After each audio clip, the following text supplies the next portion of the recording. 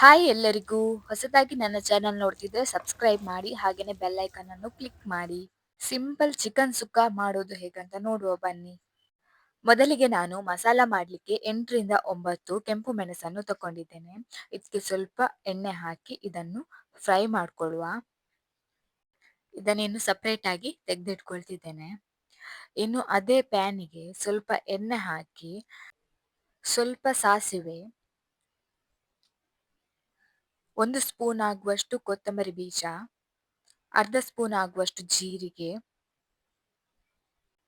ಸ್ವಲ್ಪ ಮೆಂತೆ, ಸ್ವಲ್ಪ ಕಾಳುಮೆಣಸು ಮತ್ತೆ ಹೋಲ್ ಸ್ಪೈಸಸ್ ಹಾಕೊಂಡು ಇದನ್ನು ಫ್ರೈ ಮಾಡ್ಕೊಳ್ಬೇಕು. ಇದೀಗ ಸರಿಯಾಗಿ ಫ್ರೈ ಆಗಿದೆ. ಇದನ್ನು ಸಪರೇಟ್ ಆಗಿ ಬೇರೆ ಪಾತ್ರೆಗೆ ತೆಗೆದಿಟ್ಕೊಳ್ತಿದ್ದೇನೆ. ಇನ್ನು ನಾನು ಅದೇ ಪ್ಯಾನಿಗೆ ಸ್ವಲ್ಪ ಎಣ್ಣೆ, ಕರಿಬೇವಿನ ಸೊಪ್ಪು, 1 ಈರುಳ್ಳಿ ಹಾಕೊಂಡು ಇದನ್ನು ಸರಿಯಾಗಿ ಫ್ರೈ ಮಾಡ್ಕೊಳ್ಬೇಕು. ಇದು ಈ ತರ ಬ್ರೌನ್ ಕಲರ್ ಬರುವವರೆಗೆ ಫ್ರೈ ಮಾಡ್ಕೊಂಡ್ರೆ ಸಾಕಾಗ್ತದೆ. ಇನ್ನು ನಾನು ಇದಕ್ಕೇನೆ ತುರಿದಿಟ್ಕೊಂಡಂತ ತೆಂಗಿನ ತುರಿಯನ್ನು ಕೂಡ ಹಾಕೊಳ್ತಿದ್ದೇನೆ.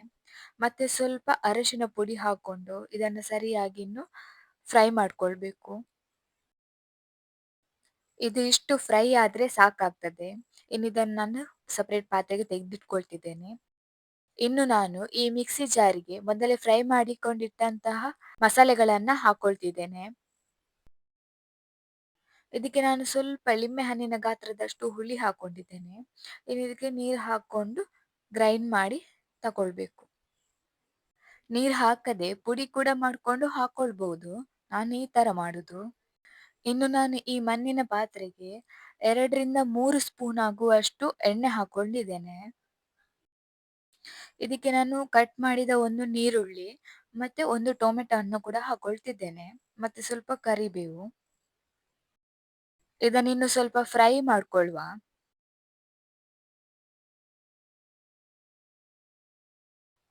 ಇದಿನ್ನು ಫ್ರೈ ಆದ ನಂತರ ತೊಳೆದು ಕ್ಲೀನ್ ಮಾಡಿ ಇಟ್ಕೊಂಡಂತಹ ಕೋಳಿಯ ಮಾಂಸವನ್ನು ಕೂಡ ಇದಕ್ಕೆ ಹಾಕೊಳ್ತಿದ್ದೇನೆ.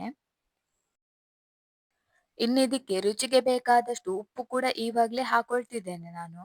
ಮತ್ತೆ ಸ್ವಲ್ಪ ಅರಶಿನ ಪುಡಿ ಹಾಕೊಂಡು ಇದನ್ನಿನ್ನು ಚಂದ ಮಾಡಿ ಮಿಕ್ಸ್ ಮಾಡಿ ಬೇಯಲಿಕ್ಕೆ ಇಡುವ.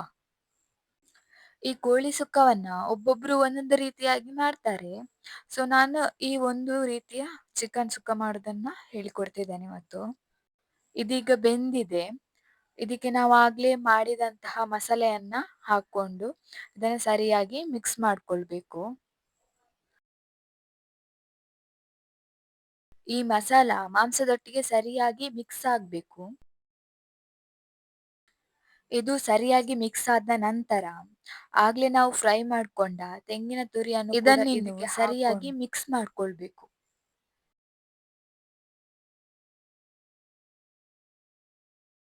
ಇಷ್ಟು ಮಿಕ್ಸ್ ಮಾಡಿ ನಂತರ ಇದಕ್ಕೆ ಗಾರ್ನಿಷ್ಗೆ ಸ್ವಲ್ಪ ಕೊತ್ತಂಬರಿ ಸೊಪ್ಪು ಹಾಕೊಳ್ತಿದ್ದೇನೆ.